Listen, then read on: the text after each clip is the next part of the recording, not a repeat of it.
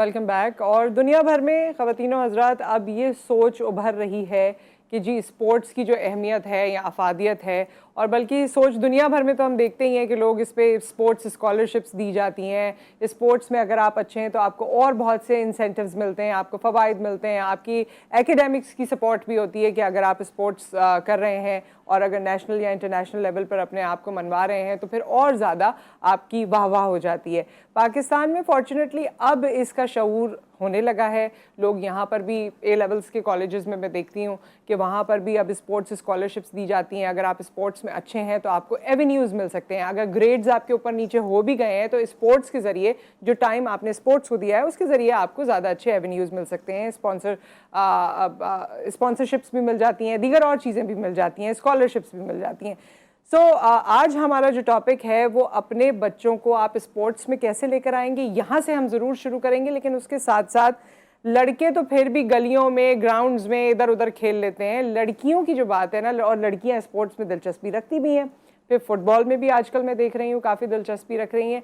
तो कुछ गेम्स जो लड़कियाँ खेलना चाहती हैं लेकिन हमारे यहाँ अपेरेंटली उसका कोई स्कोप नज़र नहीं आता। उसकी फ्यूचर वैल्यू क्या है, उसका स्कोप क्या है, आज अगर आप उसे परसू करना चाहते हैं तो आपके लिए प्री रेक्विजिट्स क्या हैं। बहुत से ऐसे सवाल जो माँ बाप के जहनों में होंगे, जो बच्चे हैं उनके जहनों में होंगे, उसको आज हम आंसर करने की कोशिश करेंगे। क्योंकि मेहमान हमारे साथ मौजूद हैं गैरिसन स्पोर्ट्स अकेडमी से। और सबसे पहले हम खुशामदीद कहेंगे आरिफ शहजाद जदून साहब को, जो कि CEO है for this garrison sports academy. आपको खुशामदीद कहते हैं। अस्सलाम वालेकुम। खुद भी स्पोर्ट्स पर्सनालिटी रहे हैं और स्पोर्ट्स में दिलचस्पी रखते हैं, अभी भी खेलते हैं। सो ऑब्वियसली जो जिनका खुद बड़ा गहरा ताल्लुक होता है उनको तमाम इन्स एंड आउट्स का पता होता है, तो उनसे तमाम सवालात किए जा सकते हैं। आपके साथ मौजूद हैं जी मलिहा करीम, जो कि इंटरनेशनल प्लेयर हैं पाकिस्तान की और इस वक्त इस एकेडमी में एज अ कोच परफॉर्म कर रही हैं। मलिहा, आपको भी खुशामदीद कहते हैं।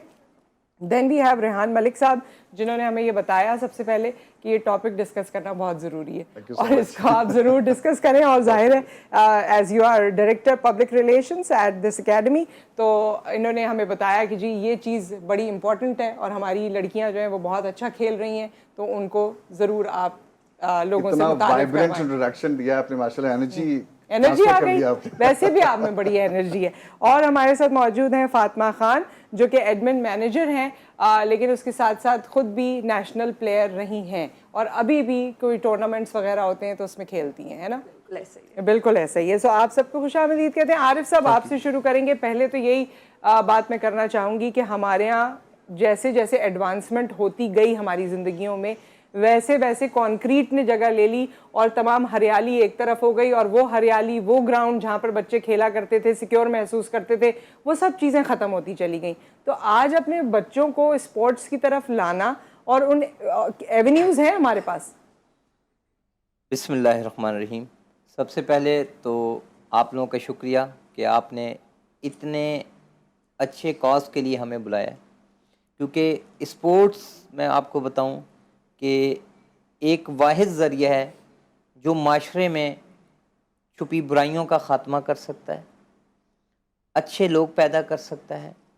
स्पोर्ट्स ही है जो आपका जहन गलत जगह जाने से रोक सकता है।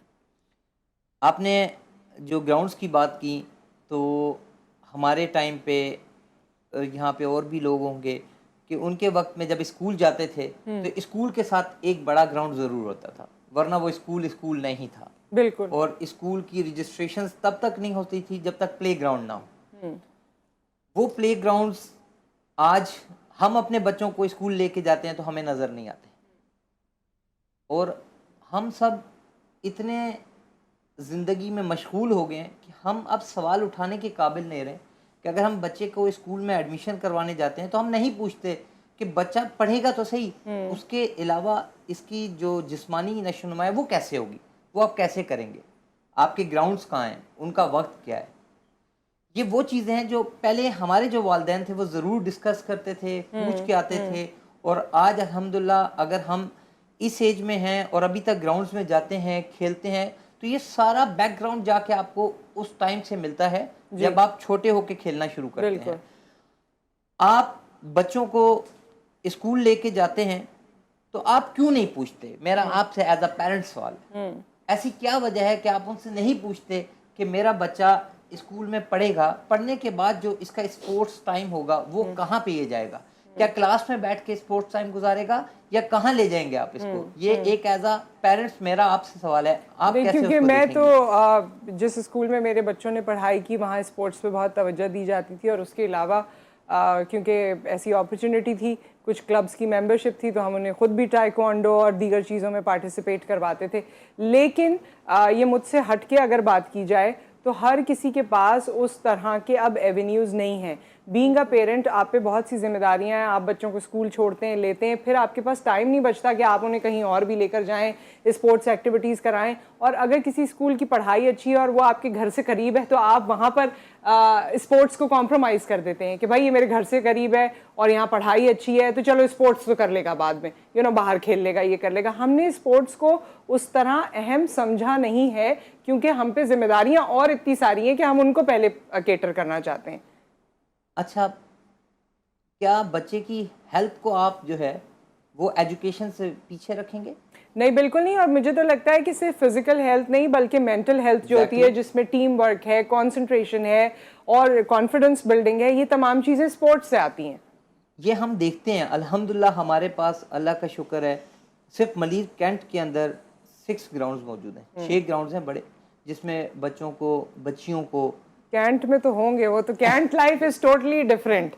आई मीन अगर हम लोग बाहर रहते हैं कैंट से तो जाहिर है हमारे मोहल्ले में वो ग्राउंड नहीं होगा, वो तो फिर जाहिर है दैट्स अ प्रिविलेज। देखें ग्राउंड्स हर जगह पे, हर सोसाइटी में मौजूद होता है। जिस टाइम आप नक्शा बनाते हैं आपके पास मस्जिद, कम्युनिटी हाउस, ग्राउंड्स वहाँ पे होते हैं ना, नक्शे में होते हैं, तो उनको मौजूद होना चाहिए। वो कराची में और जगह देखी है, आपके घर के नजदीक है। नहीं देखिए, मैं शहजाद की बात मैं थोड़ा सा उसको एलैबोरेट करने की कोशिश करूंगा। शहजाद का पॉइंट तो बिल्कुल ठीक है जी, ऐसा होना चाहिए लेकिन है नहीं। जो स्कूल्स को परमिशन देते हैं डिपार्टमेंट्स, मिसाल के तौर पे, क्या उनसे पूछा जाता है कि आपके पास स्पोर्ट्स ग्राउंड है? नहीं है ना। सही बात। आपने बिल्कुल ठीक कहा कि स्पोर्ट्स सिर्फ और सिर्फ आपकी खेल नहीं है, उसमें team work, concentration, confidence building, ये बहुत इंपॉर्टेंट और ये तरबियत है। बिल्कुल। हम बुनियादी तौर पे जैसे मलिया हैं, फातिमा, ये खुद खेलती हैं, इनकी अपब्रिंगिंग और इनकी कॉन्फिडेंस जो है वो नॉर्मल लड़कियों से थोड़ा सा डिफरेंट है, क्योंकि ये खुद प्लेयर हैं। बिल्कुल, वो तो हमारी वैल्यू एडिशन हो जाती है ना, आप एजुकेशन के साथ ये आपकी वैल्यू एडिशन है। और मैं बल्कि फातिमा आपसे पूछना भी चाहती हूँ, फातिमा और मलिहा दोनों से, कि क्योंकि आप दोनों यहाँ पर आए हैं तो मुझे आपसे वो फॉर्मल सवाल नहीं करने हैं, मुझे आपकी कहानी सुननी है। हर किसी की एक कहानी होती है कि आप कब आए, कैसे आपने एनरोल किया, क्या क्या किया, कैसे यहाँ तक पहुँचे। तो अपनी स्टोरी हमें सुनाएं कि कोई अम्मा अब्बा लेके गए थे कि बेटा ये एक एक्टिविटी है, ये कर लो, या खुद कहा था कि मुझे करना है, और किस किस फेज को पास किया, क्योंकि पढ़ाई के साथ ये परसू करना is difficult. You are completely right. पढ़ाई के साथ आजकल स्पेशली जितना पढ़ाई का प्रेशर हम पे होता है, हाँ बिल्कुल, सारे बच्चों पे होता है। And it's not just for kids जो अपना बोर्ड्स दे रहे हैं, जो इंटर में है, मैट्रिक में, बल्कि प्री स्कूलिंग से ही अब बहुत ज़्यादा इस चीज़ पे प्रेशर दिया जाता है। दोज आर एकेडमिक ग्रेड्स, कि बच्चे के ग्रेड्स ख़राब ना हो, 99%, 98% चाहिए होती है। So it's never easy to pursue anything alongside your studies. But मेरे केस में I belong to an Air Force background, so my father was very energetic. तो स्पोर्ट्स का मुझे बचपन से ही शौक था, but football I started after his demise. मैंने फुटबॉल शुरू किया अराउंड 7-7.5 साल पहले, और मैंने फुटबॉल शुरू ही गैरिजन फुटबॉल एकेडमी से किया था, जो अब गैरिजन स्पोर्ट्स एकेडमी में it has transitioned. और it was not easy because I still remember मेरे अलावा I was a grown up girl, but मेरे अलावा वहाँ 2 बच्चियाँ थी जिन्होंने थोड़े टाइम बाद छोड़ दी थी वो एकेडमी।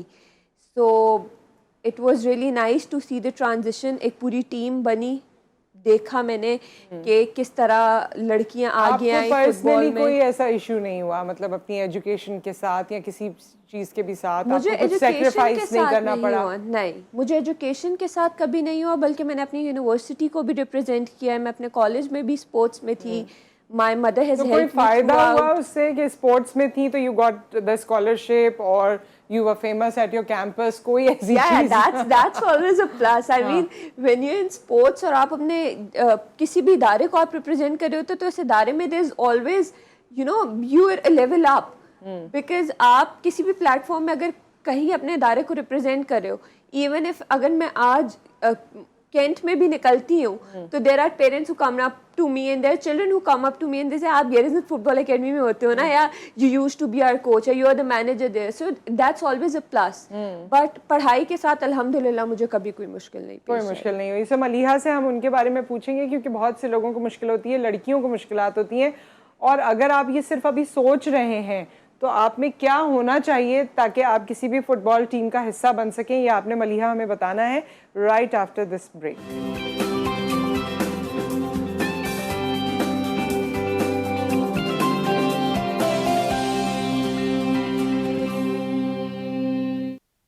Welcome back. और गैरिसन स्पोर्ट्स एकेडमी से हमारे साथ हमारे मेहमान मौजूद हैं जो आपको स्पोर्ट्स की अफादियत भी बता रहे हैं, साथ साथ में ये भी बता रहे हैं कि अगर आप स्पोर्ट्स को हिस्सा बनाना चाहते हैं अपनी ज़िंदगी का, मेजरली अभी हम फुटबॉल पे आए थे, और ख़ुसूसी तौर पे अगर आपके घर में बच्चियां मौजूद हैं तो पेरेंट्स के बड़े सारे जहन में सवालात होते हैं और उसका फ्यूचर और बाकी तमाम चीज़ें, तो वो भी एक एक करके हम ज़रूर इनसे बात करेंगे।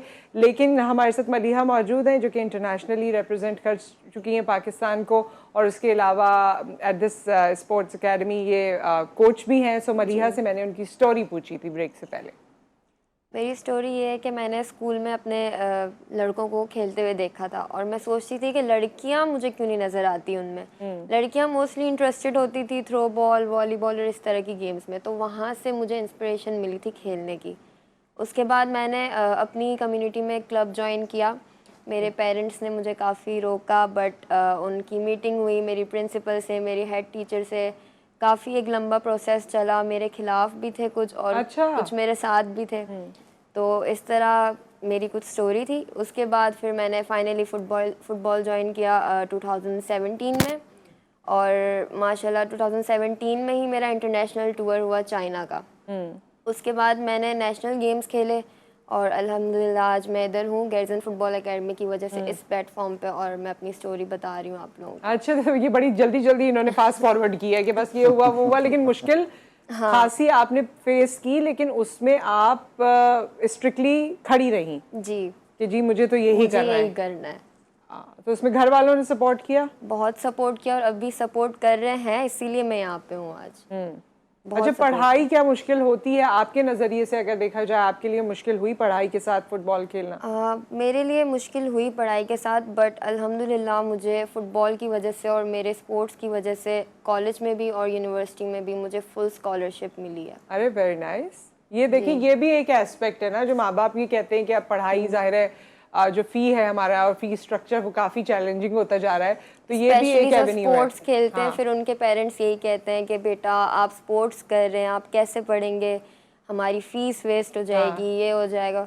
लेकिन शुक्र है कि मुझे इंटर में भी स्कॉलरशिप मिली थी। मैंने लाहौर से पढ़ा है, यूनिवर्सिटी ऑफ लाहौर यूनिवर्सिटी पढ़ी है मैंने, और Lahore college for women university का नाम शायद आपने सुना होगा, वहाँ से मैंने अपना इंटरमीडिएट किया। अच्छा, तो दोनों जगह आपको स्कॉलरशिप मिली। अब ये बता दें आप दोनों कि वो लड़कियां जो आना चाहती हैं ज़्यादातर फुटबॉल के हवाले से, अब वैसे भी फुटबॉल फीवर एक पूरी दुनिया में हम देखते हैं उसको, उनमें कौन सी ऐसी क्वालिटीज़ होनी चाहिए कि वो फुटबॉल में आ सकती हैं या खेल सकती हैं, और हाउ टू स्टार्ट इट, कहाँ से बिगिनिंग कहाँ से होगी?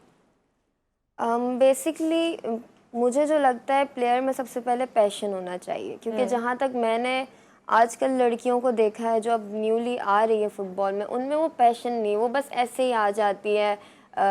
आजकल की यूथ में आपने देखा होगा कूल डूड, तो वो ऐसे ही आ जाती है, मतलब उनमें पैशन नहीं है जो हुआ करता था। तो सबसे पहले स्पोर्ट्स पर्सन का जो है ना पैशन ज़रूरी होता है। उसके बाद फिर आपका गेम आता है, आप कितना अपनी ट्रेनिंग पे तवज्जो दे रहे हो, आप किस तरह कर रहे हो, दिख जाता है एक प्लेयर में। जब वो खेल रहा होता है तो वो सब जो है ना आपको नज़र आ रहा होता है। अब जैसे आप कभी विज़िट करेंगे हमारी एकेडमी, तो हमारे वहाँ जो लड़कियाँ जब आप उनको देखेंगी खेलते हुए तो आपको अंदाज़ा हो जाएगा कि एक स्पोर्ट्स पर्सन जिसके अंदर खेलने का इतना पैशन हो वो किस तरह खेल रहा है।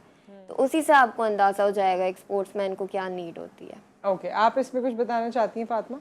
जिस तरह से मलीहा ने कहा है कि सबसे पहले तो पैशन होना चाहिए एक प्लेयर में, स्पेशली किसी भी आप स्पोर्ट्स के लिए जाएं, पैशन आपका एक ड्राइविंग फोर्स होता है आपको आगे लेके जाने के लिए।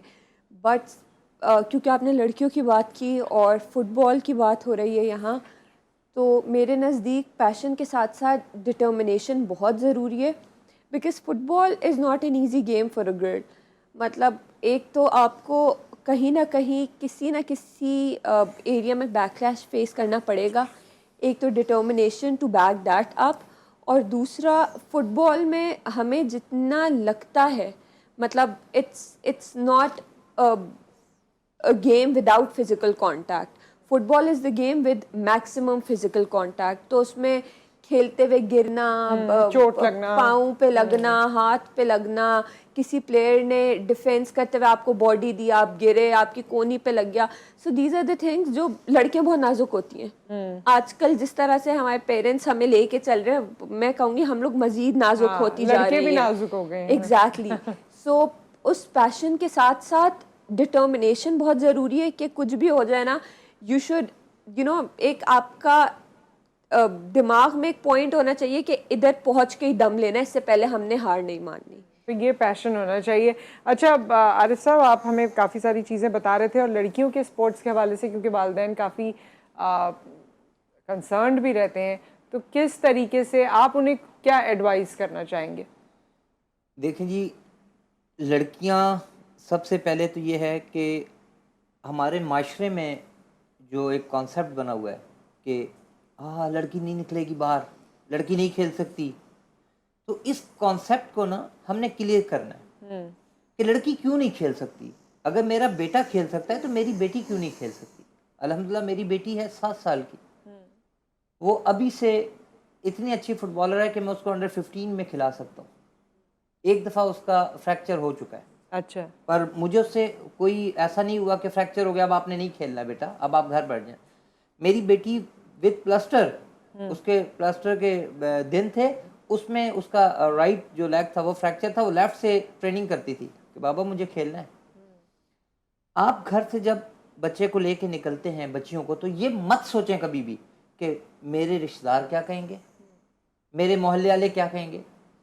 आप अगर आपने वो परवाह की तो आप अपने बच्चों को कभी किसी मुकाम पे नहीं पहुंचा सकते। आप बच्ची को उसी तरह लेके चलें जिस तरह अपने बेटे को लेके चल रहे हैं। क्या आज अल्हम्दुलिल्लाह हमारे मुल्क में ऐसी बच्चियां नहीं हैं जिन्होंने पाकिस्तान का नाम रोशन किया हो? बिल्कुल, मिक्स मार्शल आर्ट में भी मैं देखती हूँ और स्पोर्ट्स में भी देखती हूँ कि लोग बहुत आप नाम नसीम बना रहे हमीद को देख लें, उसने वर्ल्ड रिकॉर्ड बनाया, कराची की लड़की है। इसी तरह अल्हम्दुलिल्लाह हमारे पास वापडा में, आर्मी में, इनमें आप देख लें बच्चियां एथलेटिक्स में, फुटबॉल में, हॉकी में, उनका एक नाम है। अच्छा, बिल्कुल नाम है, लेकिन हम ये देखते हैं कि कोई एक सक्सेस स्टोरी आती है, फिर एक लंबा गैप आ जाता है, फिर कोई एक सक्सेस स्टोरी आती है, या फिर ये होता है कि फॉर इंस्टेंस अगर जैसे मलिहा है हमारे साथ, मलिहा इस साल जो है नाम बनाकर आएंगी, नेक्स्ट टाइम भी फेडरेशन और एसोसिएशन इन्हीं को ही स्पॉन्सर करना चाहेगा, फिर कोई अपॉर्चुनिटी आएगी फिर इन्हीं का ही नाम लेना चाहेंगे। तो हमारे यहाँ वो जो पीछे एक लाइन होती है ना, उस पर उस तरह से नज़र नहीं आती, उस तरह लाइट नहीं पड़ती, एवेन्यूज़ या अपॉर्चुनिटी उतनी नहीं मिलती। फिर लड़कियों के और मसाइल भी कि जी शादी कर लो तो ये कर लो तो वो, तो हमारे यहाँ उस तरह की टीम्स या उस तरह से एक कंसिस्टेंसी या सस्टेनेंस नहीं है फीमेल स्पोर्ट में। देखिए उसका रीज़न क्या है कि हमारे पास हम ग्रास रूट लेवल पे काम नहीं करते। आप एक फैक्ट्री है, लेट्स सपोज वो कोई चीज़ बना रही है, तो क्या वो नीचे बाकी चीज़ें बनाना छोड़ देगी कि मैंने एक चीज़ बना ली बस इसी को सेल हो गई बस मैं ख़त्म। हम अगर ऊपर एक बच्चा 17 साल में 18 साल में एक अच्छी जगह पहुंच गए, तो हम पीछे 7 साल और 8 साल पे काम क्यों नहीं कर रहे? क्योंकि जब वो 7 साल वाला 2 साल बाद 3 साल बाद निकलेगा तो उस 17 साल को बीट करेगा। यही तो मैं आपसे पूछ रही हूँ कि क्यों नहीं कर रहे उस पे काम। देखिए अल्हम्दुलिल्लाह मैं आपको इतना बता सकता हूँ कि गैरिजन स्पोर्ट्स एकेडमी जो है अल्हम्दुलिल्लाह अपने हम 4 साल से बच्चे पे मेहनत शुरू करते हैं। आज आप हमारे पास आए, हमारे पास सिर्फ कराची में मलीर कैंट में 600+ बच्चे हैं और मुझे अल्लाह से उम्मीद है कि हम 2 से 3 साल में पाकिस्तान टीम को एक अच्छे प्लेयर्स यहाँ से देंगे। क्योंकि हम देख रहे हैं, हम 4 साल 5 साल से मेहनत कर रहे थे, वो बच्चा इस टाइम जो 11-12 साल का है वो आम बच्चों से बहुत बेहतर है। उसमें इतनी काबिलियत है कि अगर हम प्रॉपर उसको मैच खिलाएं, हम प्रॉपर उसको लेके चलें तो वो इस टाइम पाकिस्तान को रिप्रेजेंट कर सकता है। ठीक है, एक ब्रेक यहाँ पर आ गया। ब्रेक के बाद ये भी बताइएगा लोगों का लोग चाहते थे, मैंने ऐसे कई लोगों को देखा है जिन्होंने बहुत बच्चों पे इन्वेस्ट किया है, फाइनेंशियली सिर्फ बात नहीं कर रही हूँ, एनर्जी, टाइम, सब कुछ, लेकिन उसके बाद जो वो टाइम आया कि नेशनल टीम में सिलेक्शन होगा, उस वक्त फिर उनको ये लगा कि हमारे यहाँ प्रोसेस ही ट्रांसपेरेंट नहीं है। तो उससे भी लोग कहते हैं कि इसका कोई फ़ायदा नहीं है। मतलब जिन्होंने ज़िंदगी गुजार दी स्पोर्ट्स में, वो 18 साल के या 16 साल के लड़के को फिर कहते हैं कि अब कोई फ़ायदा नहीं है, छोड़ो अब बस पढ़ाई पे तवज्जो दो। तो ये जो हमारे यहाँ की चीज़ें हैं, इसको लोगों के पॉइंट ऑफ व्यू से आप लोग एड्रेस कीजिएगा। एक ब्रेक, उसके बाद हम वापस आते हैं।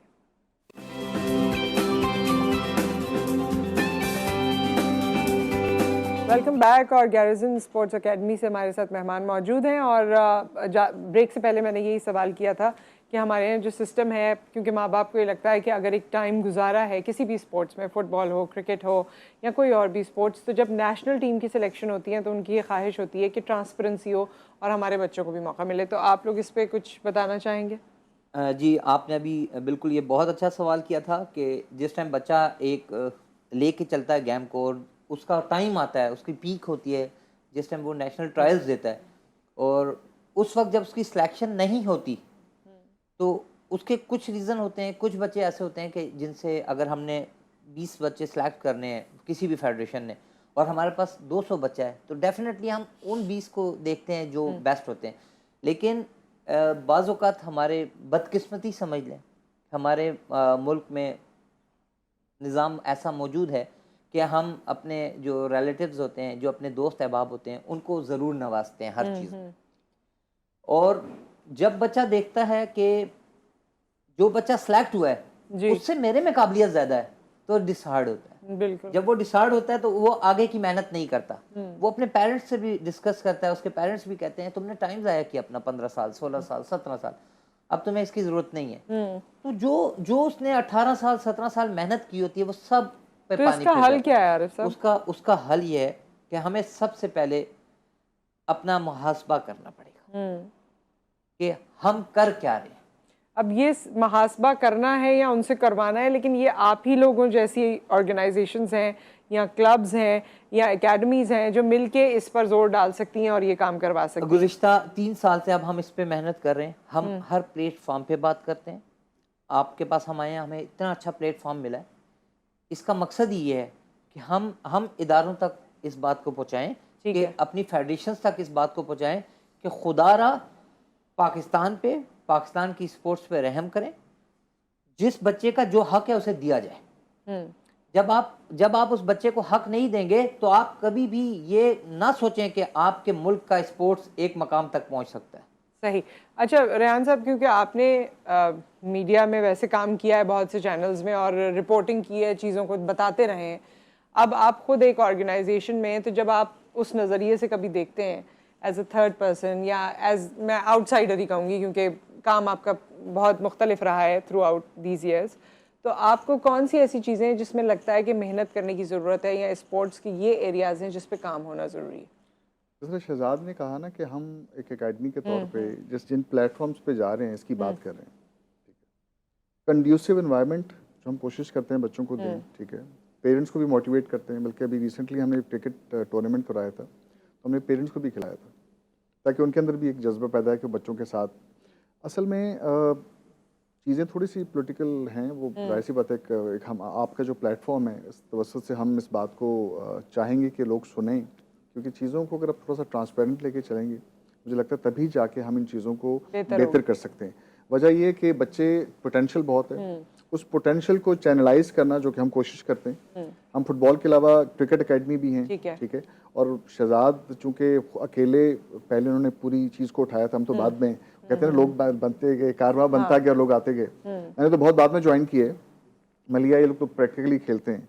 तो मेरे इंडक्शन का सबसे बड़ा सबब ही ये था कि हम मीडिया के थ्रू इस बात को बार बार रिपीट करें कि खुदा के लिए this is high time, we should do something very concrete about जो बॉडीज़ हैं उनको थोड़ा सा हिलाना पड़ेगा, उनको कोई ना कोई लेजिस्लेशन करनी पड़ेगी, कोई कानून बनाना पड़ेगा, और transparency, right job, I think that's very true, but very rightly said.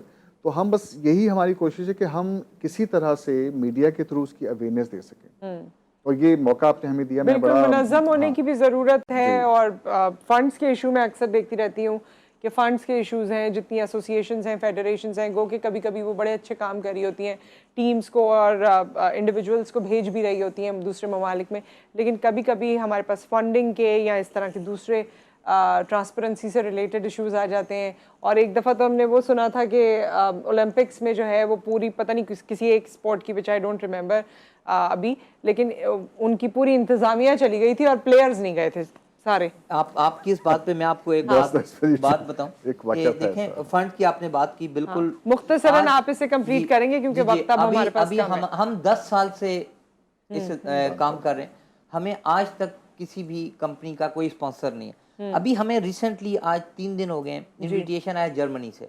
अच्छा, जर्मनी में तकरीबन 12 ममालिक पर मुश्तमिल एक कप हो रहा है अंडर 19, जिसमें पाकिस्तान से अल्हम्दुलिल्लाह हम वो गैज़न फुटबॉल एकेडमी है जिसको उन्होंने इनवाइट किया है कि जी आप आएँ और आप यहाँ पे आके पार्टिसिपेट करें। लेकिन उसके लिए हमें क्या रिक्वायर्ड है?